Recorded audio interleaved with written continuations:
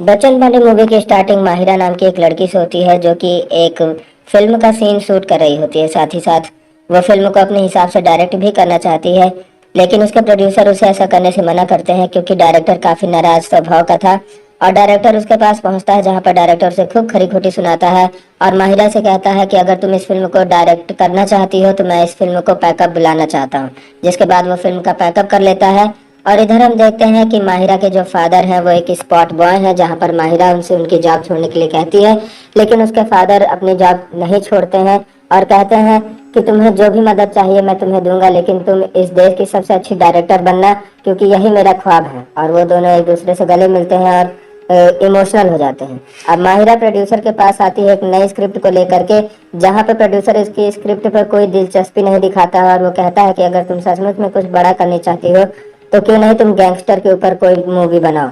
जिसके बाद माहिरा गैंगस्टर के ऊपर मूवी बनाने के लिए तैयार हो जाती है और वो कुछ लोगों से बातचीत करती है, जहां पर उसे बच्चन पांडे नाम के एक गैंगस्टर के बारे में पता चलता है जो कि बाघवा नाम के जगह पर रहता था। जहां पर वो प्रोड्यूसर को इसी स्क्रिप्ट को दिखाती है कि मैं बच्चन पांडे के ऊपर मूवी बनाना चाहती हूँ, तो उसके साथ में खड़ा हुआ पुलिस ऑफिसर उसे सचेत करता है कि बच्चन पांडे बहुत ही खूंखार आदमी है, क्योंकि मैं उसके बारे में काफी चीजें जानता हूँ, वो मेरे से बहुत परिचित है। बच्चन पांडे को हम देखते हैं जहां पर बच्चन पांडे एक अखबार वाले को पकड़ लेता है, क्योंकि अखबार वाले ने बच्चन पांडे का कार्टून तरीके का फोटो छाप दिया था, जिस पर बच्चन पांडे उससे काफी नाराज है और वो कहता है कि तुमने सारे काम तो अच्छे किए, लेकिन तुमने मुझे कार्टून बना के रख दिया जिससे मेरी समाज में इज्जत घट गई।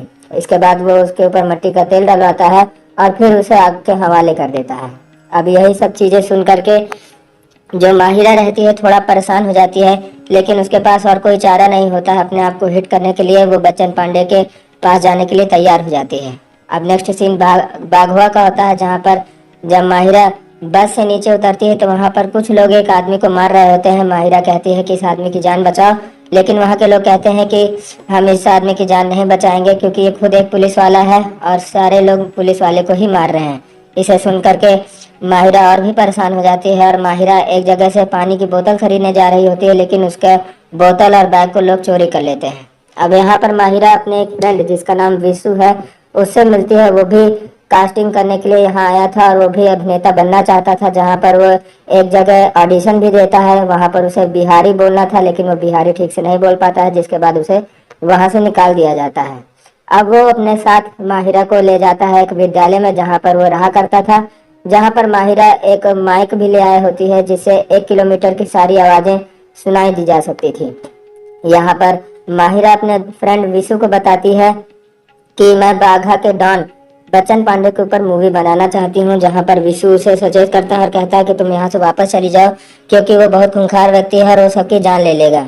जिसके बाद वो विशु को लालच देती है कि तुम बहुत दिनों से अभिनेता बनना चाहते हो, तुम एक हीरो बनना चाहते हो, अपने फादर का सपना पूरा करना चाहते हो, तो क्यों तुम मेरी मूवी में हीरो नहीं बनोगे। जिस पर जो विशु है वो हीरो बनने की चाह में उसकी बातों पे आ जाता है और फिर वो बच्चन पांडे से बातचीत करने के लिए रेडी हो जाता है। इधर हम बच्चन पांडे को देखते हैं जो कि अपनी गैंग के साथ जाता रहता है और ये दोनों उसे फॉलो करने लगते हैं। जहाँ पर हम बच्चन पांडे को देखते हैं कि वो एक आदमी जिसका नाम भगत है उसके पास बैठा होता है, वो कोमा में है और वो उसे देख रहा होता है और साथ ही साथ आश्वस्त करता है कि जब तक मैं हूँ तब तक आपकी जान कोई नहीं ले सकता। और फिर हम देखते हैं कि बच्चन पांडे नीचे उतरता है, जहाँ पर भगत को जो भी लोग मारने आए थे उन सभी लोगों को मार देता है और फिर वहां से चला जाता है। अब इधर हम देखते हैं फिर से विशु और माहिरा को, जहाँ पर माहिरा विशु से कहती है कि क्यों ना मैं बच्चन पांडे से खुद ही बात कर लूं। जिस पर विशु कहता है कि वो तेरा जैसे कॉल उठाएगा वो बहुत बड़ा खूंखार गैंगस्टर है, उसके बारे में तू ऐसी बात बाहर मत किया कर। तभी वहां पर जो बच्चन पांडे है अपने एक गुंडे साथी के साथ वहां पहुंच जाता है। उसे अपनी गाड़ी साफ करवानी होती है, जहां पर माहिरा उसे बातों में उलझा लेती है, तो बच्चन पांडे उसके ऊपर नाराज हो जाता है और वो उसका गला पकड़ लेता है और कहता है कि चूहिया तू ज्यादा मुझसे मत बोल, क्योंकि मैं बहुत बेकार आदमी हूँ और तू यहाँ से अपने पाँव पर वापस नहीं जाएगी अगर तूने आज के बाद एक भी शब्द बोला तो। जहाँ पर वो उन दोनों के सामने ही एक मर्डर भी कर देता है, जिसके बाद माहिरा और उसके साथ विशु दोनों की हालत खराब हो जाती है। विशु माहिरा को कहता है कि तुम इस जगह को छोड़ के चली जाओ, मैं भी कहीं बाहर भाग जाऊंगा, लेकिन माहिरा तैयार नहीं होती है क्योंकि उसे अभी मूवी की सीन शूट करना था। और माहिरा कहती है कि अगर मुझे भागना ही होता तो मैं बहुत पहले ही भाग चुकी होती, अभी तक न रुकी होती। जहाँ पर विश्व एक दिमाग लगाता है कि अगर बच्चन पांडे तक पहुंचना है तो पहले उसके मेन मेन साथियों तक पहुंचना होगा। जहाँ पर हमें 3 लोगों के बारे में पता चलता है। पहले का नाम कांडी होता है, जो कि बच्चन पांडे का खास होता है। उसका कद बहुत ही पतला दुबला था, लेकिन वो हाथ से काफी मजबूत होता है और वो काफी तेजी से हाथ चला के लोगों को मारता था। लेकिन उसकी एक स्पेशलिटी थी कि वो हर रविवार के दिन अपने पूरे परिवार के साथ मंदिर दर्शन करने जाता था, और साथ ही साथ वो अश्लील फिल्मों का भी काफी शौक रखता था। अब इधर हम एक और व्यक्ति जिसका नाम बफरिया चाचा है उसके बारे में भी सुनते हैं, जो कि बच्चन पांडे का खास है। किसी भी चीज को बोलने में काफी बार अटकता है और यही कारण उसका नाम बफरिया चाचा रख दिया गया है। अब हम तीसरे व्यक्ति को देखते हैं जिसका नाम पेंडुलम है। और पेंडुलम एक रोमांटिक किस्म का आदमी होता है, जहाँ पर उसकी एक गर्लफ्रेंड रहती है जिसका नाम पिंकी रहता है। और पिंकी के 7 भाई होते हैं, वो सातों भाई पुलिस वाले होते हैं। जहाँ पर जब वो पिंकी का अफेयर पेंडुलम से पाते हैं तो उसके सातों भाई एक डीएसपी से उसकी शादी के लिए तैयारी करा देते हैं। उस डीएसपी का नाम डीएसपी मिश्रा होता है, जिसकी सिक्योरिटी के लिए सारे पुलिस वाले तैनात रहते हैं। लेकिन फिर भी बच्चन पांडे पेंडुलम को लेकर के वहां पहुंच जाता है, जहां पर वो नाच गाना करता है। तो मौका पा करके जो लड़की पिंकी रहती है वो भी बच्चन पांडे में शामिल हो जाती है। और इस तरह वो अपने भाई और डीएसपी से चंगू छुड़ा के बच्चन पांडे के पास पहुंच जाती है और वो पेंडुलम से शादी कर लेती है। अब इधर हम देखते हैं कि ये सभी पेंडुलम को मिलने के लिए आ रहे होते हैं, माहिरा और उसके साथ विशु। जहाँ पर पेंडुलम एक आदमी को पीटने लगता है क्योंकि उसे शक होता है कि वो पिंकी की तरफ देख रहा था। ये सब चीजें देख करके विशु की जान अटक जाती है और वो फिर पेंडुलम से मिलने के बहाना छोड़ देता है। जिसके बाद ये दोनों बफरिया चाचा के पास पहुंचते हैं, जहाँ पर बफरिया चाचा उन्हें काफी जानकारी देता है और वो कहता है कि जो तुम लोग मुझसे पूछना चाहते हो बच्चन पांडे के बारे में, इसी तरह एक पत्रकार ने भी मुझसे पूछा था, लेकिन बच्चन पांडे ने उसे मार दिया। तो वो सभी पूछते हैं कि बच्चन पांडे ने इसे कैसे मार दिया। तो वो बताता है कि मैंने ही बच्चन को फोन करके बोला था कि पत्रकार तुम्हारे बारे में छानबीन कर रहा है। जहाँ पर बफरिया चाचा को भी लोग इनकार कर देते हैं और वो उनसे भी बातचीत करने के लिए राजी नहीं होते हैं। इसके बाद तीसरा ऑप्शन आता है यही कांडी, जहाँ पर वो कांडी से बातचीत करने में विशु सफल हो जाता है और विशु कांडी को काफी ढेर सारी सीडीज देता है देने के लिए। जहाँ पर कांडी एक दिन फंस जाता है और वो अपनी सब्जी के थैले में एक सीडी रख के भूल जाता है और वो सीडी उसके परिवार वालों के हाथ में लग जाती है, जहाँ पर उसकी सारी अश्लील फिल्मों को उनके परिवार वाले देख लेते हैं और कांडी को बहुत मार पड़ती है। जिसके बाद कांडी वहां से नाराज होकर के चला आता है। अब इधर हम देखते हैं कि कांडी उसके साथ बच्चन सभी लोग बैठे हुए हैं, जहाँ पर बच्चन उसकी इस चीज को सुन करके उसका मजाक भी उड़ाता है। और बच्चन बाथरूम जा रहा होता है, तभी वहां पर एक बंदा जोर जोर से उल्टियां कर रहा होता है। जैसे ही वो बाथरूम के अंदर घुसता है वो उसे गोलियों से भून दिया जाता है और जो गोलियों से भुना रहता है वो आदमी सोचता है कि मैंने बच्चन को मार दिया। जहाँ पर वो बच्चन के साथियों से कहता है कि अब बच्चन को उठा करके यहाँ से ले जाओ क्योंकि ये मरा पड़ा हुआ है। जहाँ पर वो बच्चन उस व्यक्ति को पकड़ लेते हैं और तभी बच्चन के पास एक फोन भी आता है जो कि चाचा का रहता है। चाचा उसे सचेत करता है कि तुम्हारे गैंग में से ही कोई एक आदमी है जो कि मुखबिर है, जिसकी वजह से तुम्हारी जान को खतरा है। अब इधर हम देखते हैं कि ये विशु और जो माहिरा है वो सभी बच्चन पांडे के जितने भी ठिकाने हैं उन सभी के बारे में बातचीत करते रहते हैं। तभी वहां पर एक शख्स पहुंच जाता है जो कि बच्चन का खास आदमी था और वो उससे पूछता है कि तुम यहाँ कहाँ जा रहे थे। तो उसे बहाना बना करके वहां से निकल जाते हैं। जहाँ पर बच्चन का खास आदमी पेंडुलम अपने एक साथी मित्र जिसका नाम वर्जिन भैया था उससे कहता है कि तुम जाओ और इनके बारे में सारी जानकारी इकट्ठा करो। जहाँ पे वर्जिन भैया उसके पास जाता है और फिर वो विशु और माहिरा से उनके बारे में पूछताछ करने लगता है। जहाँ पर माहिरा उसकी फोटो लेने लगती है और उसे अपने बातों में फंसा लेती है और उसकी ढेर सारी फोटोज खींचती है कि आप एक एक्टर की तरह लगते हैं। जहाँ पर वो उससे बातचीत करते हैं और साथ ही साथ बच्चन पांडे के बारे में उसे डिटेल्स निकलवाना चाहते हैं। जहाँ पर वर्जिन भैया उसे बताता है कि बच्चन पांडे इतना खतरनाक आदमी है कि उसने अपनी ही गर्लफ्रेंड को जान से मार दिया था। जिसके बाद बच्चन पांडे का फोन आ जाता है और वर्जिन भैया वहां से उठ करके चला जाता है। इसके बाद उसके फोन में वर्जिन भैया के फोन में माहिरा एक स्पीकर लगा लेती है। वो वही स्पीकर था जो कि 1 किलोमीटर तक की सारी आवाजों को रिकॉर्ड कर सकता था और फिर वो उसे फोटो देने के बहाने में उसके स्पीकर डाल करके वो वर्जिन भैया को उसका फोन वापस दे देती है। जहां पर हम देखते हैं कि वर्जिन वापस अपने जगह पहुंचता है। उसके गैंग के लोग कहते हैं कि आज लोहिया आने वाला है और उसे जान से मारना है, क्योंकि वो उसके राइवल्स होते हैं। जहां पर हम देखते हैं कि विशु और माहिरा भी उसके गाड़ी के पीछे लग जाते हैं और वो सभी चीजों को ध्यान से सुनते रहते हैं। जहां पर हम देखते हैं कि ये जो वर्जिन भैया था ये गद्दार होता है और ये दुश्मन पार्टी से बता देता है कि यार तुम्हारी जान को खतरा है। लेकिन यहाँ पर ये सभी बातें बच्चन को पहले से ही पता थी, इसलिए बच्चन वहां पहुंचता है और फिर वो वर्जिन भैया को भी मार देता है और साथ ही साथ लोहिया रहता है उसे भी जान से मरवा देता है, जो कि उसका एक जानी दुश्मन रहता है। ये सभी चीजें जब ये लोग अपने कान से सुन रहे होते हैं तो माहिरा और विशु दोनों काफी परेशान हो जाते हैं और फिर वो शहर को जल्दी से जल्दी छोड़ने के लिए भी तैयार हो जाते हैं। बच्चन उस माइक को पा जाता है जो कि वर्जिन भैया के फोन में था। उस माइक से बच्चन कहता है कि तू जो कोई भी है मैं तुझे ढूंढ निकालूंगा।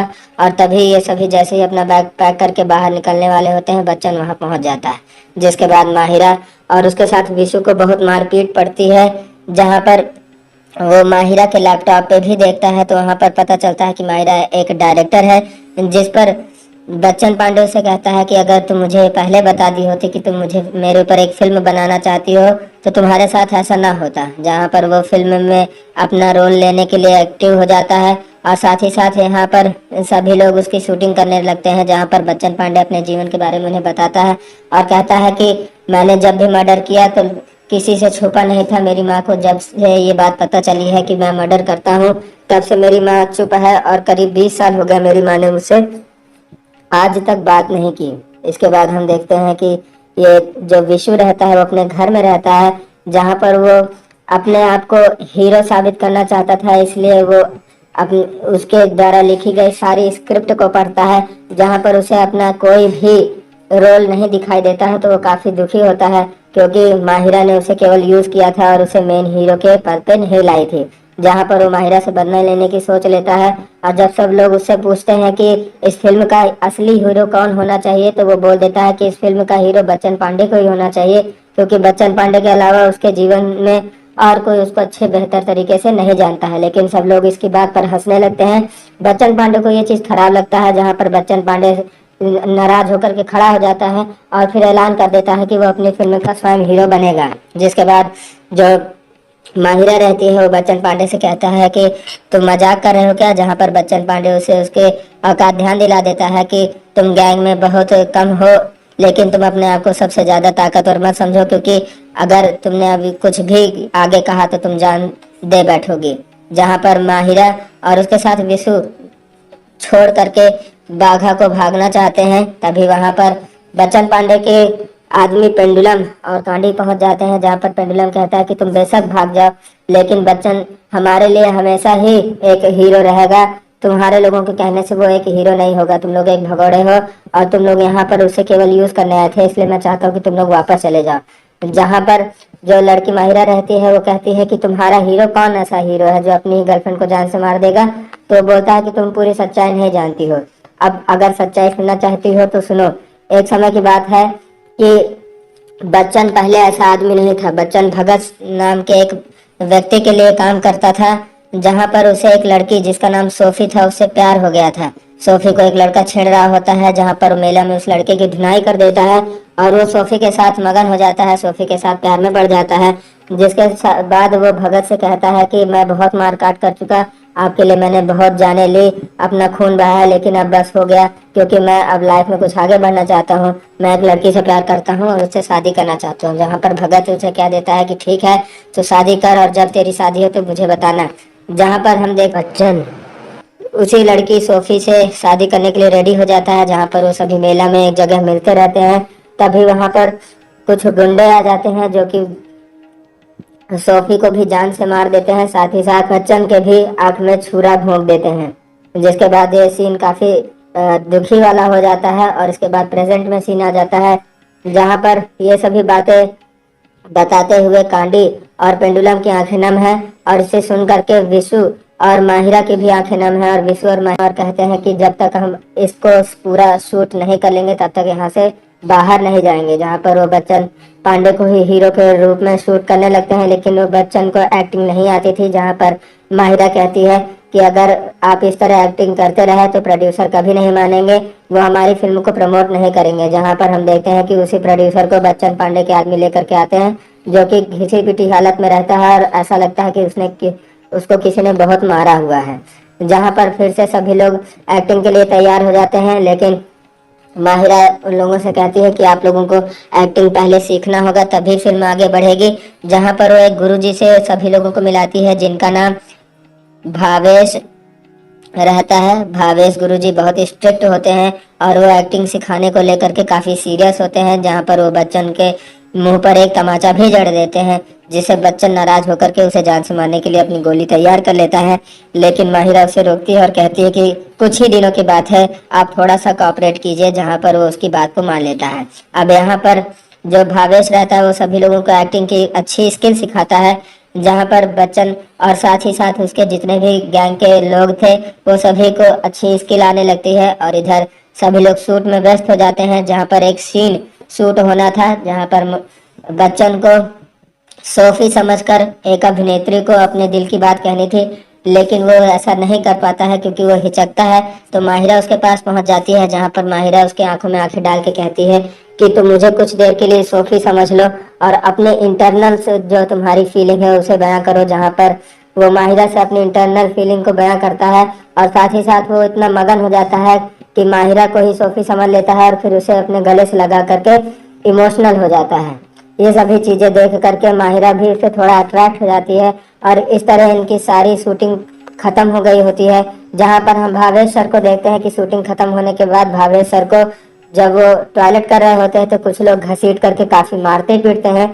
जहां पर यही सभी चीजें जब विशु उनसे पूछता है कि मास्टर साहब आप कैसे इतना मार पीट खा गए, जहां पर भावेश बताता है कि मैंने उन्हें गुंडा होने की ट्रेनिंग दी थी कि कैसे फिल्म में गुंडा बना जाता है, लेकिन उन्होंने कुछ ज्यादा ही सीरियस ले लिया और इसीलिए उन्होंने मेरे ही ऊपर एक्शन कर दिया। जहां पर वो विशु गुरुजी को किसी तरह उठा करके बस पे बैठा देता है और फिर उन्हें वापस भेज देता है।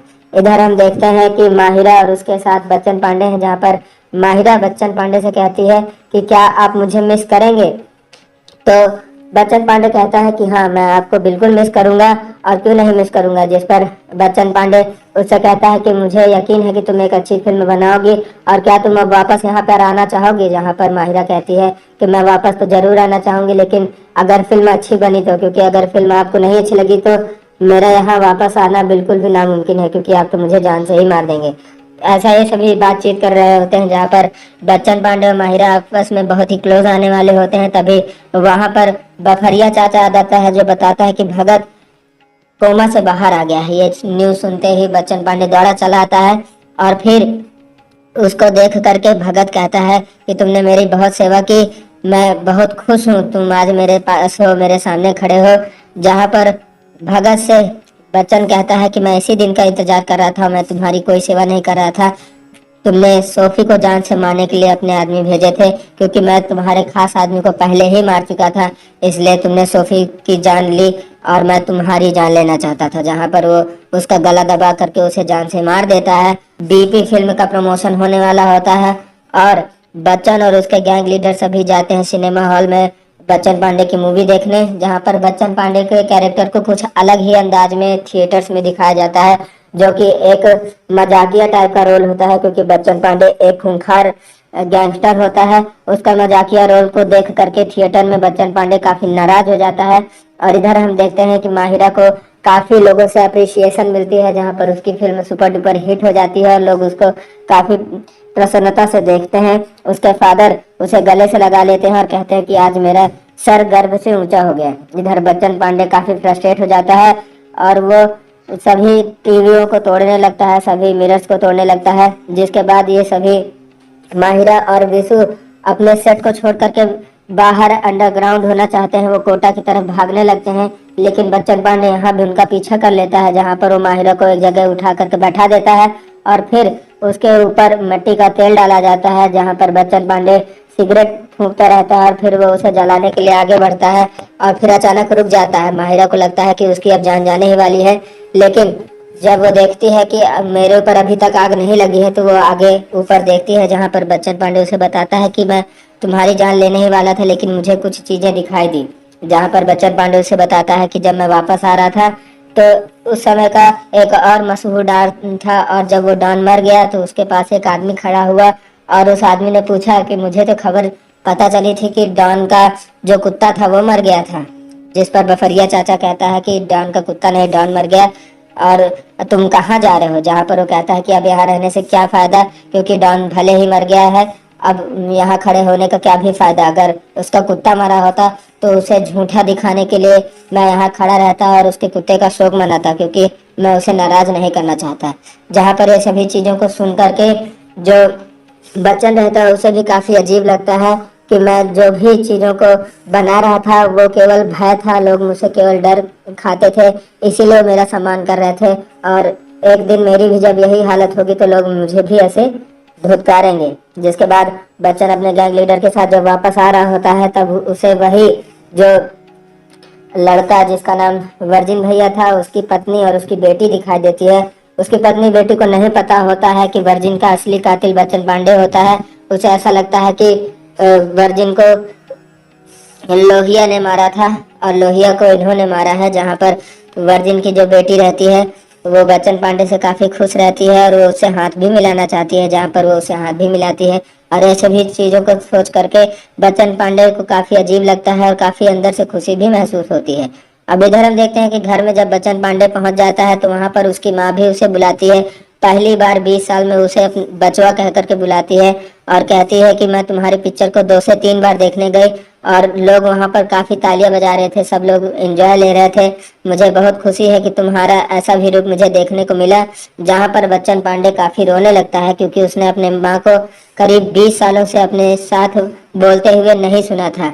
जहां पर वो अपने माँ से लिपट कर रोने लगता है, और फिर यही सभी चीजें वो बताता है माहिरा को, और माहिरा के सामने हाथ जोड़ता है कि तुमने मेरे उस व्यक्तित्व को सामने लोगों के लेकर के आया जो कि असंभव था। मैं केवल लोगों के सामने दहशत फैलाना चाहता था, लेकिन मैं अंदर से इतना अच्छा हूँ, मेरे अंदर इतना अच्छा कलाकार है, इसके बारे में मैं नहीं जानता था।